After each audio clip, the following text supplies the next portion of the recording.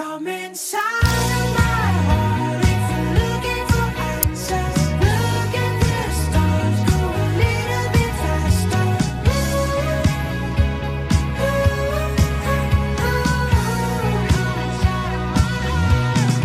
Come inside of my heart if you're looking for answers. Look at the stars, go a little bit faster.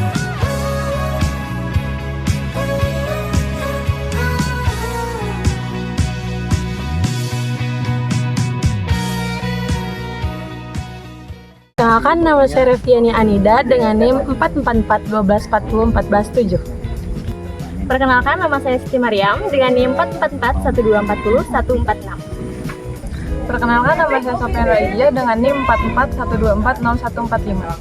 Perkenalkan, nama saya Safwanila Aziza dengan NIM 444-124-0157. Perkenalkan, nama saya Angga Trifitranto dengan NIM 444-1240-149.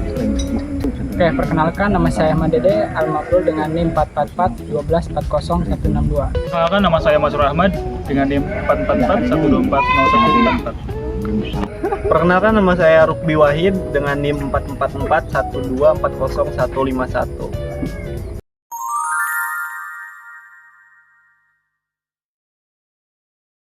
Mohon izin ya Pak. Mangga. Kira-kira bisa nggak sih Pak diceritakan bagaimana Bapak nyiapin lahannya sebelum nanam terong ini? Kayak prosesnya gimana aja sih Pak? Mic-nya dong. Assalamualaikum warahmatullahi wabarakatuh. Bismillahirrahmanirrahim. Yang saya hormati para adik-adik dari Untirta mana tuh? Pakupatan ya. Pakupatan ya. Dari Untirta Pakupatan. Terima kasih atas kunjungannya. Mudah-mudahan apa yang adik-adik tuju mendapatkan hasil yang baik ya. Terus untuk pengembangan atau belajar secara teori ataupun prakteknya nanti, mudah-mudahan adik juga bisa berdikari nantinya di bidang pertanian ya. Bismillahirrahmanirrahim. Pertama, saya akan mengenalkan diri. Nama saya Sariman dari kelompok Bina Mitra. Lokasinya ada di lingkungan Cilaku, Kelurahan Banjarsari, Kecamatan Cipocok Jaya, Kota Serang, Banten ya. Pertama, yang akan saya uraikan bagaimana caranya untuk menyiapkan lahan sebelum tandur ya. Pertama, ini kan saya ini membuka lahan ini tadinya lahan masih seperti ini ya, seperti alang-alang seperti ini. Lahan ini pertama saya babat dulu pakai mesin dan terus pakai arit, pakai itu juga alat-alat yang lain supaya bersih. Setelah itu kita rondap, dibersihkan. Kemudian kita untuk mempersiapkan lahan ini menggunakan teknologi juga ya, seperti alat berat. Itu saya menggunakan kolektor ya, untuk ngebajaknya itu menggunakan kolektor. Terus setelah beres ngelektor ini, terus kita bentuk bedengan ya, untuk membentuk bedengan supaya untuk menempatkan bibit yang akan ditanam di sekitar lahan ini. Setelah beres menyiapkan bedengan, udah terbentuk bedengan, terus saya hitung berapa lahan yang saya garap untuk di titik ini, kurang lebih sekitar 1.500 luasnya ya, 1.500 meter. Setelah itu kita menyiapkan untuk benihnya ya, untuk menyiapkan benih. Kita tanam juga benihnya. Untuk satu lahan ini saya menyiapkan benihnya dua macam ya. Yang pertama ini terong ungu ya, terong ungu. Yang sebelah terong lalap atau terong bulat. Selain persiapan untuk penyemaian, kami di sini juga menyiapkan pupuk kandang ya, pupuk kandang. Pupuk kandangannya itu dikombinasi atau dicampur dengan pupuk ayam pedaging sama pupuk domba ya, pupuk kambing ya, yang dari kandang sendiri gitu.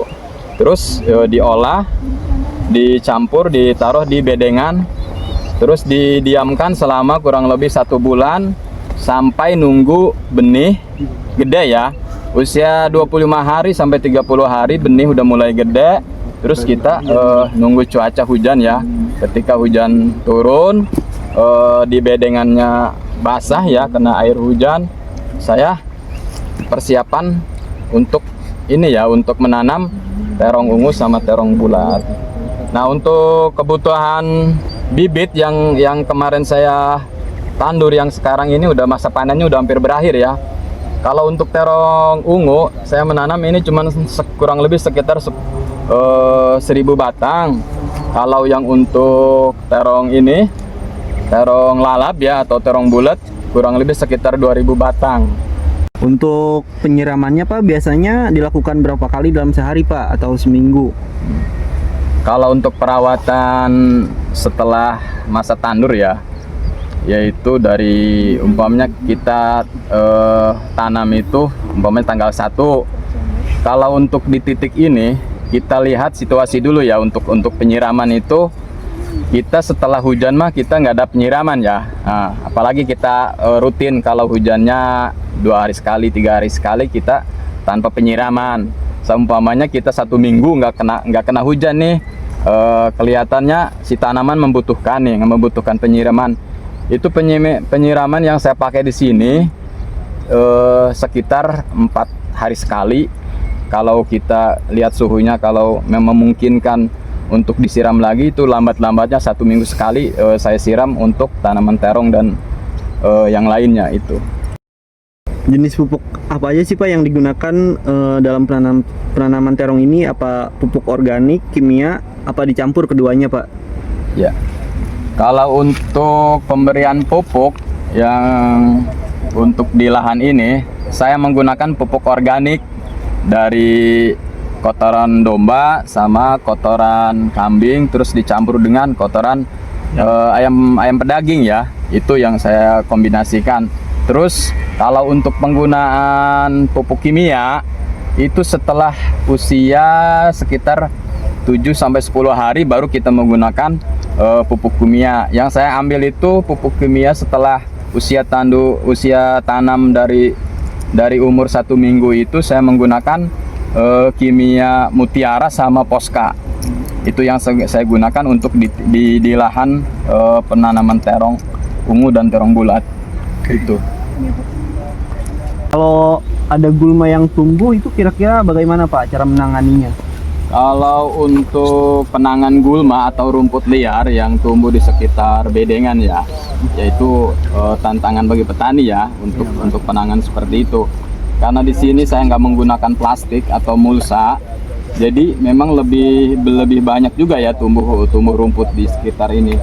Kalau untuk penanganannya di lokasi ini saya menggunakan cangkul ya, atau dirabut sendiri gitu. Kalau bahasa kita dikoret gitu ya, dikoret. Kalau untuk udah sekitarnya kira-kira tinggi, saya penanganannya itu dengan dirabut atau dicangkul ya, supaya bersih gitu, biar nggak menghambat untuk pertumbuhan tanaman yang lainnya gitu. Kalau itu saya penanganannya dengan menggunakan cangkul dan alat-alat kebersihan yang lainnya gitu. Jadi nggak menggunakan bahan kimia, khawatirnya berpengaruh nanti dampaknya ke tanamannya. Umpamanya kan pakai Roundup itu kan kurang bagus gitu. Kalau Roundup kan dia takut ngepek ke tanaman semuanya.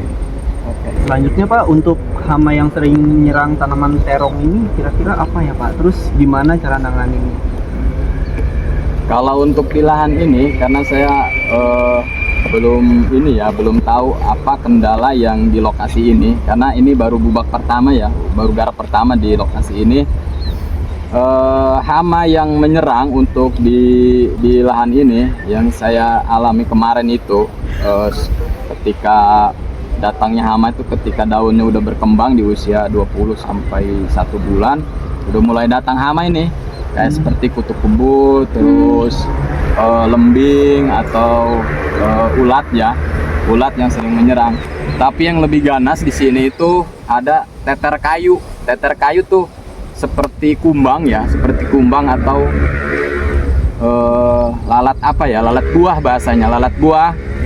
Itu kemarin sempat ngedrop juga tanaman saya itu, hampir kena teter kayu juga semuanya.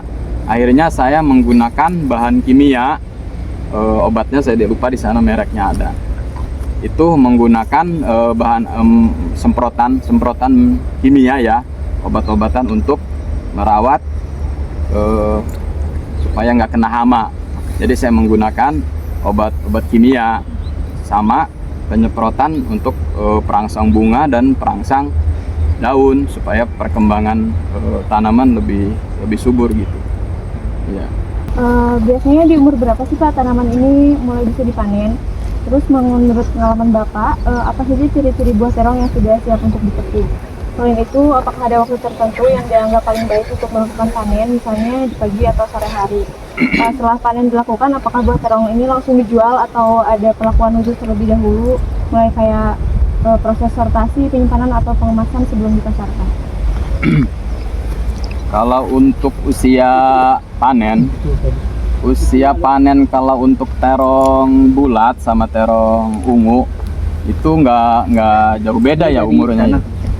Paling cepat kemarin itu saya panen di usia 48 hari.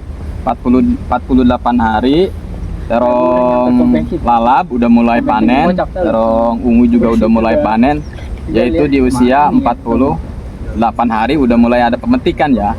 Karena kemarin cuaca hujannya rutin, terus ya alhamdulillah subur gitu.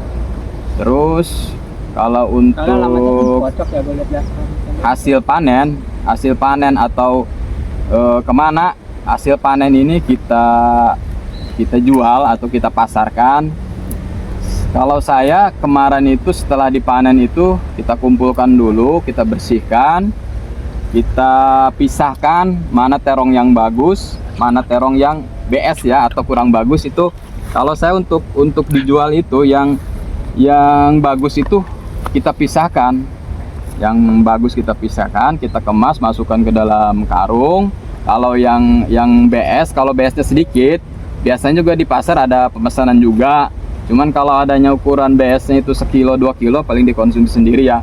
Karena kalau untuk kemasan yang bagus itu ke pasar mah konsumen mencari sayuran yang bagus, yang segar gitu. Kalau untuk ciri-ciri untuk terong bulat, bentuknya warnanya udah agak hijau ya, agak hijau. Kalau hijau terus udah kelihatan layak untuk dikonsumsi. Terus kalau untuk terong ungu dia udah kelihatan kayak warna ungunya tuh kontras banget gitu. Udah siap kita ini ya, kita panen lah gitu. Kalau untuk dijual, untuk pengalaman saya kemarin itu setelah dikemas, tadi udah saya uraikan, bisa yang BS-nya yang bagus kita jual ke pasar. Kalau saya biasanya udah ada yang mesen. Kemarin tuh saya jual ke pasar Ciruas. Kadang saya kirim langsung ke tempatnya. Kalau saya repot kadang-kadang si pedagang itu, si pengecer yang di Ciruas itu datang sendiri ke lokasi pertanian gitu, ngambil sendiri. Jadi saya pemasaran dari hasil ini saya jual ke pengecer pasar kecil di daerah pasar Ciruas. Itu hasil panen kemarin itu. Selanjutnya, dalam satu musim tanam, biasanya hasil panen terong bisa mencapai berapa banyak ya Pak? Kelanjutan dari uraian tadi ya, hasil panen dari kesuburan atau tanaman terong ungu sama terong bulat ini, kalau untuk di lahan yang baru ini, saya mungkin lahan ini saya ngebaca di situasi di lokasi ini, jadi kurang kelembaban, kurang air, pas musimnya juga agak kurang mendukung untuk 3 bulan belakang ini hujannya agak kurang ya. Jadi kemarin itu rata-rata paling dapat per batangnya itu kurang lebih 1,5 kilo per batang. Itu 1,5 kilo untuk hasil daripada panen kemarin ini. Rata-rata 1,5 kilo per batang. Baik Pak, dari hasil panen itu kira-kira keuntungan yang Bapak dapatkan itu cukup memuaskan atau belum ya Pak? Kalau untuk lahan baru ini, karena saya belum bisa ngebaca ya, bisa ngebaca kultur tanah yang ada di sini, kesuburannya, terus keasamannya belum kelihatan, pH-nya juga nggak saya ukur. Ini untuk di lahan yang baru ini, karena tadinya ini alang-alang ya. Saya ini juga bukan lahan sendiri, ini punya perumahan. Saya memanfaatkan hasilnya doang. Kalau ini mah udah ketahuan ini letak kekurangannya di titik lahan ini apa gitu. Apa kurang pupuk, apa kurang air, sekarang udah ketahuan gitu. Untuk tanam yang kedua kali mungkin saya lebih dibanyakan pupuk sama air ya, yang lebih dibanyakan lagi. Kalau untuk di periode ini mungkin di lahan baru ini secara pribadi keuntungan mah ya nggak maksimal, tapi alhamdulillah modal kemarin mah udah kepulangin lah gitu. Untuk modal kemarin mah kurang lebih untuk di lahan 1.500 ini saya kemarin kurang lebih sekitar 4 sampai 5 juta habis lahannya, habis modalnya. Tapi dari hasil penjualan terong ungu sama terong bulat kemarin alhamdulillah pulang kembali gitu. Untuk modal garap yang kedua mah mudah-mudahan ada lah gitu. Demikian. Bapak ini tergabung dalam kelompok tani atau bekerja sendiri dalam budidaya terong ini? Kalau dari kelompok, saya salah satu di kelompok Bina Mitra itu wakil ketua kelompok ya. Tapi kalau untuk pembinaan dari tim juga ada, pembinaan dari Kecamatan Cikocok Jaya juga, penyuluh sering memberikan saran dan masukan untuk pertanian palawija ini. Sering kita sharing juga kekurangan apa gitu, di misalnya ada kendala sering sharing juga gitu. Untuk di sini kalau terjun di lapangannya seperti ini kita bergerak sendiri ya. Modal untuk garap ini juga punya sendiri gitu. Terus saya nyemai juga ini nggak beli ya, nyemai sendiri gitu, menyemai sendiri. Untuk bibit saya menggunakan Yupita. Kalau yang terong ungu pakai Yupita, kalau yang terong bulat saya pakai bibit kenari. Semua ini saya tangani sendiri sama ini sama keluarga lah gitu. Demikian. Jadi kendala utama apa yang paling sering Bapak hadapi selama membudidayakan terong ini? Kendala mah banyak sekali ya. Kendala kalau untuk hama yang kemarin saya merasa drop ya, sempat putus asa juga nih. Waktu ada hama teter kayu itu tuh, yang kayak kumbang itu warna hitam itu, sempat terong saya kurang lebih sekitar 5 kintal mah habis ini kena teter kayu itu. Saya gonta-ganti obat-obat kimia itu nggak mempan juga, pakai apa gitu. Terus setelah ketemu saya menggunakan obat kimia yang itu, alhamdulillah cocok gitu. Terus pulih lagi tanamannya gitu.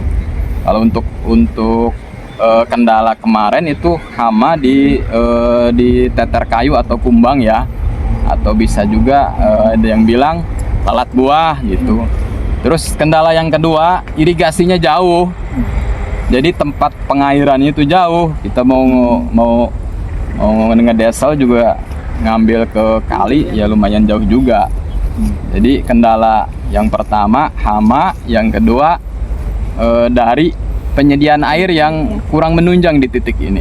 Itu kendala yang. Yang terakhir, apa harapan Bapak kepada pemerintah, perguruan tinggi ataupun mahasiswa seperti kami dalam membantu petani terong ke depannya? Di pemerintahan, di jajaran paling rendah sampai tingkat kementerian tertinggi, harapan saya tolong petani-petani manual seperti saya atau petani-petani yang kecil yang di perkampungan ini, tolong minta dukungannya seperti alat-alat pertanian yang untuk garapan ini kita belum maksimal gitu. Terus dari dukungan pemerintah juga dalam penyediaan pupuk, obat-obatan, terus bibit ya, mudah-mudahan ada bantuan lah dari bentuk dari pemerintah pusat lah untuk petani-petani di sekeliling ini, karena untuk mencari penghasilan itu dengan kita berkarya atau bertani seperti ini, mudah-mudahan ekonomi di kelas di skala seperti saya ini mudah-mudahan bisa menambah income untuk keluarga kita masing-masing. Itu harapan saya.